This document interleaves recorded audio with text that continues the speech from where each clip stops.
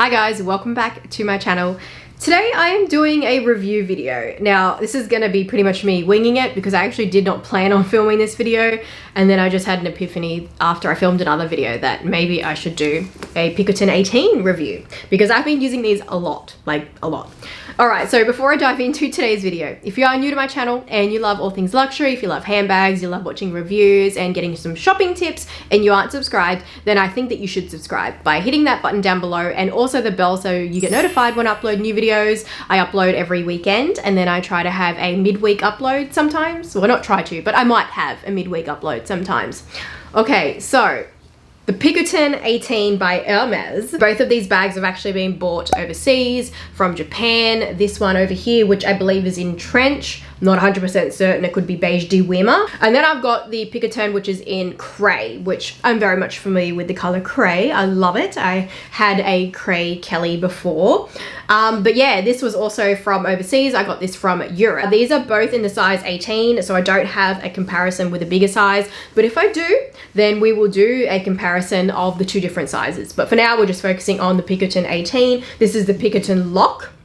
Now, I did actually find out a little bit about the history of the Picotin lock. I did know before, because this is not the first Picotin I've ever owned. I actually had a vintage Picotin, because before it didn't actually have the lock. It was just this leather strap here. It was still the same like buckle configuration just on the top there. But yeah, they didn't have the lock before. So yeah, this is that Picotin I had was in gold, and I also got that from Japan pre-loved. If you want to know where I do shop my bags pre-loved from Japan, and even also as well Investia Collective I do shop from, I'll leave a list of all the places that I do tend to shop from. It was first introduced in 2002. The Picotin lock bag takes its name from a French term referring to the measurement unit of horse feed. The roomy bucket shape is inspired by the horse's feed bag, which has a strap that secures the bag over the horse's ears and allows the animal to move around freely as it eats. As we know, Hermes is an equestrian brand. Yeah, so these bags are, inspired by, like I said, the horse's feed bag.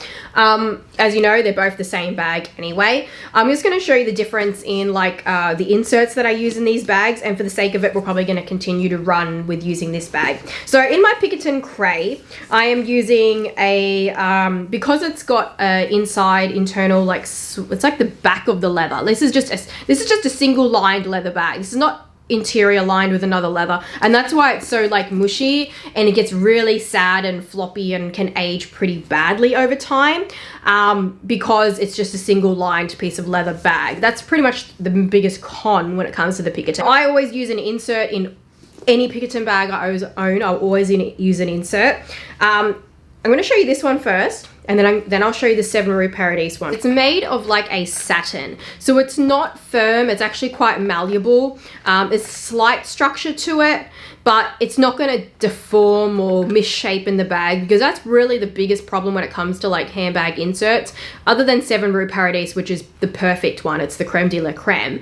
A lot of other inserts will stretch out your leather and misshapen your leather, unfortunately, and that is definitely what you have to be very mindful of with single lined leather bags. They will always be more susceptible to that because there's no additional leather to create a support structure.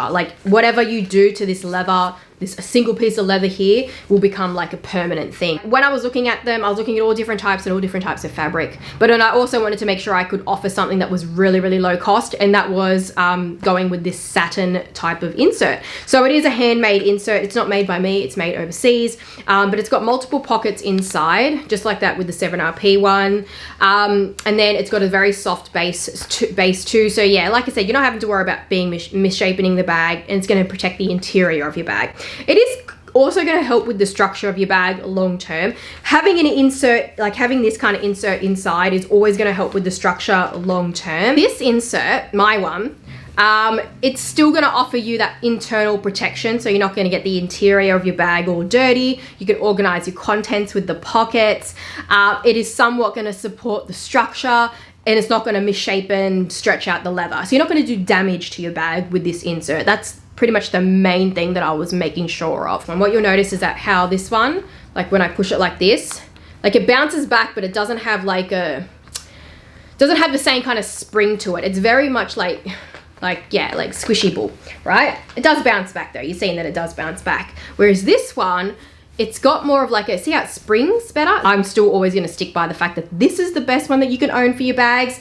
But if you're not wanting to spend as much, because I completely understand that some people don't want to spend hundreds of dollars on an insert, because yes, the 7 Reparative inserts are not cheap, then this is another alternative. I'll have this linked down below in the description bar. Right, so as you can see, it's got 2 handles. It is a handheld bag, so you carry it in the crook of your arms, or you can carry it on your hands. It doesn't go up on your shoulder. It like is awkward. It doesn't fit, all right? Don't do it. It doesn't work.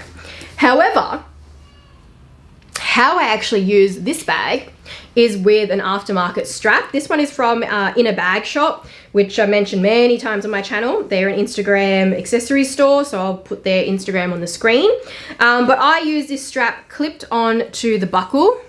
So either one of them. I don't clip it onto both because yeah, it can scratch the buckle, of course, inevitably. But Hermes uses, I think they're like 18 karat gold plated hardware anyway. So I'm not really all too worried. I feel like their hardware is very durable. But if you do want to prevent the scratches, if you're really that particular and you want to use a strap, you can actually put like this little, like it's like a ring sizer, and it's like a rubber, like looks like a telephone cord that you wrap around it. I'll put a picture on the screen and I'll leave that link down below in the description bar. You can get them on Amazon. But yeah, they're essentially just ring sizes, but you can actually just wrap them around your hardware to stop your hardware from getting scratched. So if you don't want to scratch the hardware and you want to put a strap on, then that is exactly what I would recommend. Because I have been using the strap on this bag, I will show you that you kind of get, it's a bit dirty just on the inside here. See how it's like got these marks? The strap rubbing against it kind of gives you that dirty mark, but I know that I could clean that off anyway. And this is how I've been able to use this bag and really enjoy it, is by adding on this strap. So it just has been a total game changer to me. I use this as like a day bag. It's very incognito, not like no one really knows it's Hermes, so no one knows that you're carrying like, you know, a $4,000 odd handbag. It's not loud like Chanel, it's not loud like Louis Vuitton. Now, if you actually want to make sure that the bag is completely closed up, this lock would need to be removed. And what you have to do is, if I can show you here, because I've got my strap still attached. You pretty much, so you remove the lock, all right, and then you have to put this strap through the back here, see this buckle here? It goes through there and then down, and that's how you actually close the bag. That's the proper way of closing the bag, is by winding that strap back through and weaving it back through the buckle. That's the actual way you close the bag. But I don't like to do that because I also feel like it'll cause the strap to get like a kink in it sort of thing. And it's also annoying to then get in and out of the bag. So I don't do that. I just leave the lock hanging, because the lock, with the weight of it, provides that closure for the bag anyway. When I've got the bag on my shoulder, it does tend to stay open a little bit, which I don't really worry about, because this is actually a very short strap anyway. It sits up pretty high. It's like pretty much like that point. So, you know, it's not gonna be easy for anyone to kind of like pickpocket in, because it's not hanging down low. I'm gonna know, right? But of course, you know, if you want further peace of mind, then don't put the strap on. If you are a bit worried about, you know, pickpocketing and that, then I recommend not putting a strap on, because yeah, it's going to make your bag a little bit more open, and then just carry it like that, because then it's nice and closed anyway. The insert as well does help with a little bit of security, because it's not like a black hole. Things are like placed in a home. So yeah, if someone's trying to really get into your bag, you're really going to feel it, because they're going to have to like wiggle the stuff out. It does actually fit a lot, and that's why it's been like a pretty regular use day bag for me. Okay, I've already put the insert in, which probably wasn't the greatest idea, but oh well, we're just gonna roll with it because I can't be bothered to take it out again.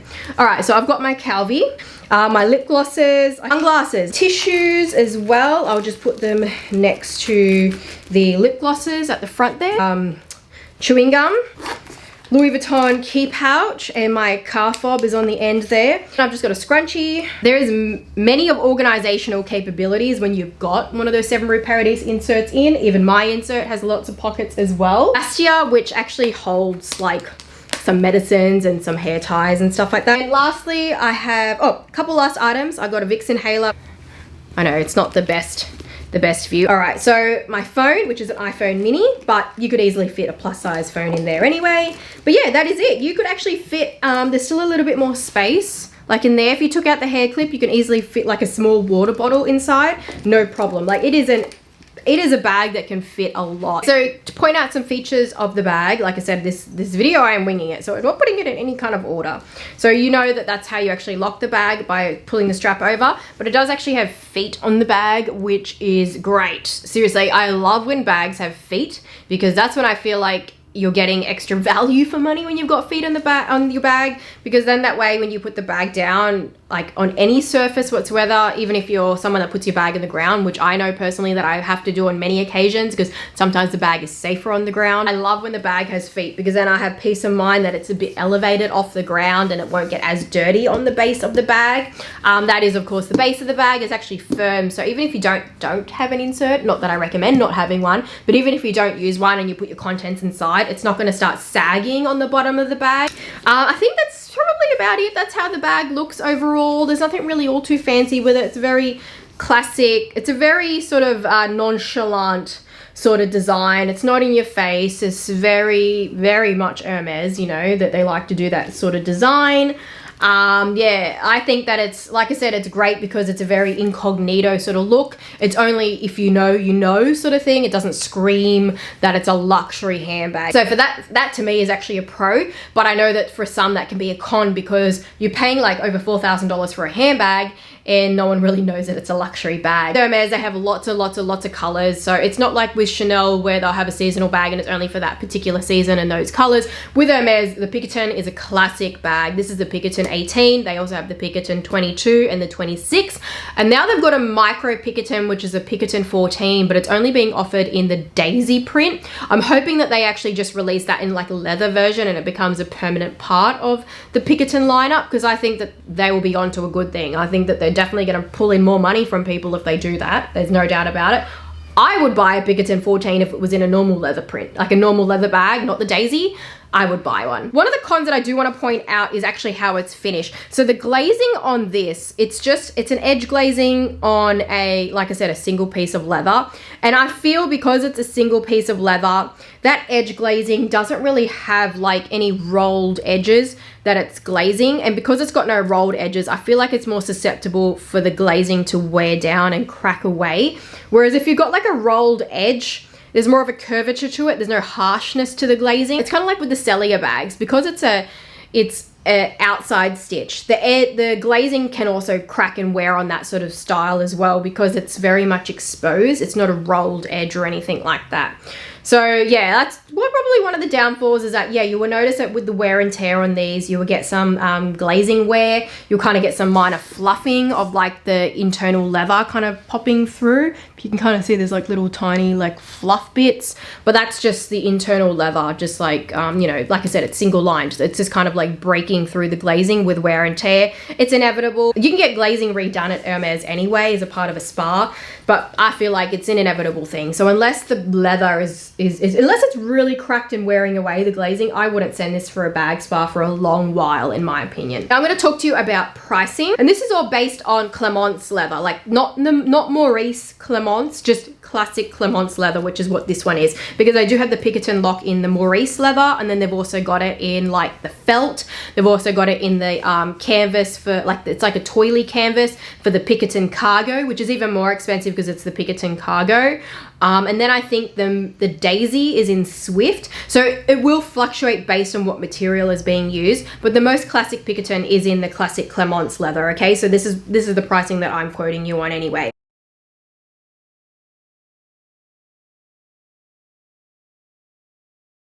So the Picotin 18 lock, and all the Picotins, they do it in either gold hardware, palladium hardware, or there's a couple of colors that they do in monochrome, and at the moment it's monochrome in bamboo. So the whole bag is in bamboo, and then the lock is actually also monochrome in a bamboo color too. And then they've also got So Black, which is all black, and then the lock is actually a black lock as well. So at the moment that seems to be all that they're doing for hardware. There's not rose gold hardware introduced for the Picotin lock yet. I'm hoping that they might consider it. In the resale market, the Picotin lock in the 18 size is the most desirable size, and it always sells for a premium. So if you can buy it at the retail price, the price that I quoted you, then that's great. But a lot of the time it is very difficult to get.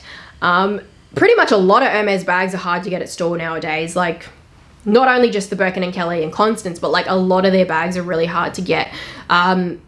they clearly are, you know, reaping the rewards of the supply and demand, so they can get other people to buy other items.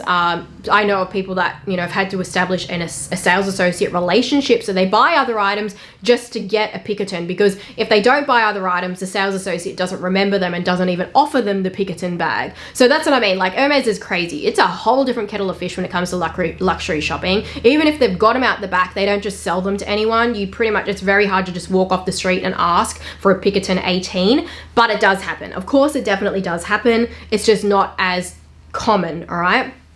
But it definitely does happen. In Australia, it is pretty much unlikely that it's going to happen. They always say that they don't have stock. But I know that in the US, I know a lot of people that have walked in and asked for a Picotin lock and it's arrived that day and they've offered it to the person. I know in Europe, it's probably more likely because there's a bit more stock. But nonetheless, don't expect to go to the Hermes store and just ask for a Picotin, or a Picotin 18, especially the most sought after size. Don't expect that you can just ask for one and get it. Of course, go to the store and ask, but I feel like it's better to brace yourself for a no, because it's a more likely outcome that they don't have any, unfortunately. But yeah, that is why in the resale market, the Picotin lock 18, the Picotin 18 actually sells for a higher premium. In Australia, it sells for like, you know, upwards to like $2,000 over the retail price. Like, yeah, that's pretty much what you will see it at, is like $1,000 to $2,000 over retail if it's in gold hardware especially. The Picotin 22, you can actually find it pre-loved for the same as a retail price, sometimes is even less. So I'll link some down below that I've already personally found on pre-loved websites that are actually below the retail price. But the Picotin 18, I will link some down below, because the market at the moment isn't as hot as what it was before, obviously, you know, with the cost of living and stuff like that at the moment. But you'll probably find, my dog is snoring, I don't know if you hear that, but you'll probably find that the ones I link are going to be over the retail price, unfortunately. It's pretty hard to find any Picotin 18 for the same as the retail price nowadays.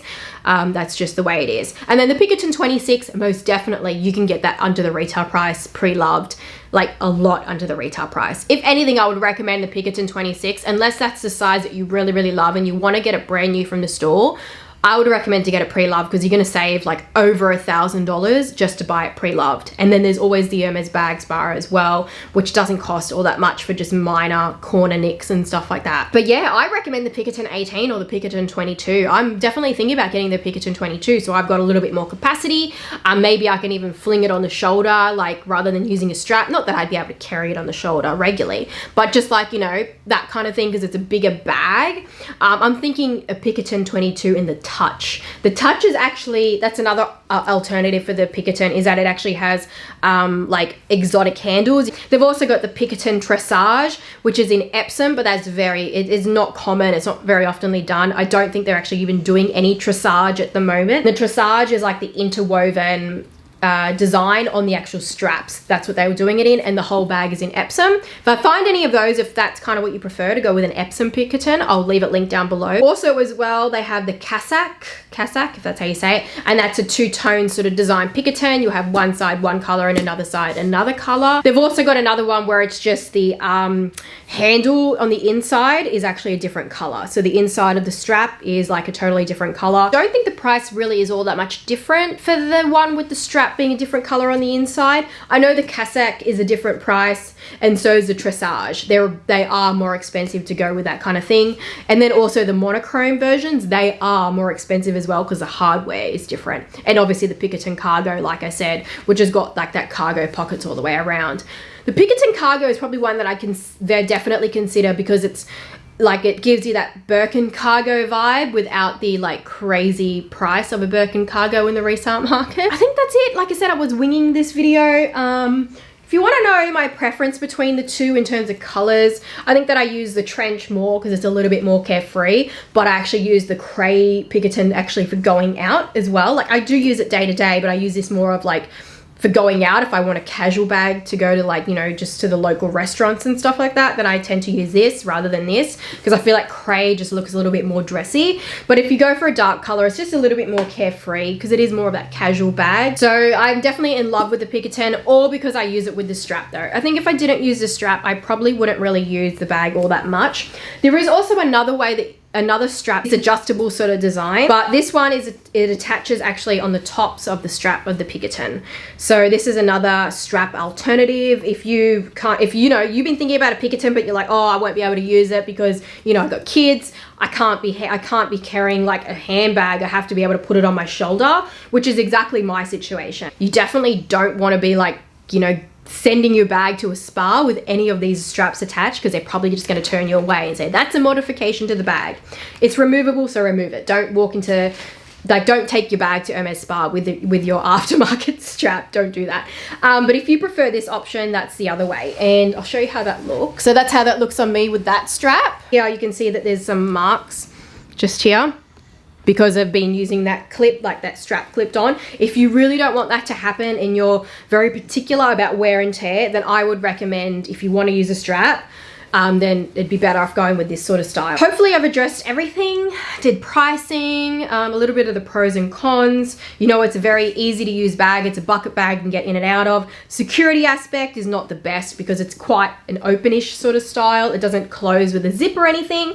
So, you know, it's really going to be personal preference. Do any of those cons, are they really bad for you? Like, they're just not going to work for your lifestyle? Or is it going to be okay like it is for me? Like, I'm fine with that. I don't really have to worry so much about, like, you know, I don't feel like I go to any crowded areas. It's not very busy, especially not like Sydney. Like, if I was in Sydney, maybe like shopping with this in Sydney CBD, I wouldn't, because it's just too open for me. I prefer to use it like that. But like around here, it's just not as busy. So yeah, just, you know, assess your own lifestyle. Also price point as well. It's pretty entry level price point for Hermes. Really well made bag. Not as well made obviously as the Birkin or the Kelly or anything like that, because it is only single leather. Remember, that's only a single piece of leather. Definitely you need to get one of those inserts. But yeah, I'll link some other Picotins down below in the description bar. I don't have the Picotin 22 here to obviously to compare it to, but I think that the Picotin 18 is the best size because it just offers you a bit more versatility in terms of day to night, because it's a small bag, so you can use it as a nighttime bag, you know, for going out. But I also think the Picotin 22 is really, really cool. Like, it's got a slightly bigger bag vibe to it, but it's just a cool looking bag when it's in the 22. So I think don't rule out the Picotin 22. It's got a different aesthetic to it. It's just got a very cool looking vibe, like a cool girl sort of vibe. This is a little bit more cute looking, all right? Didn't do the dimensions. It is a Picotin 18 for a reason, and that is because it is actually 18 in its size. I'm gonna put the dimensions on the screen here. If you like this video, give it a thumbs up, and I will see you guys in my next one. Bye.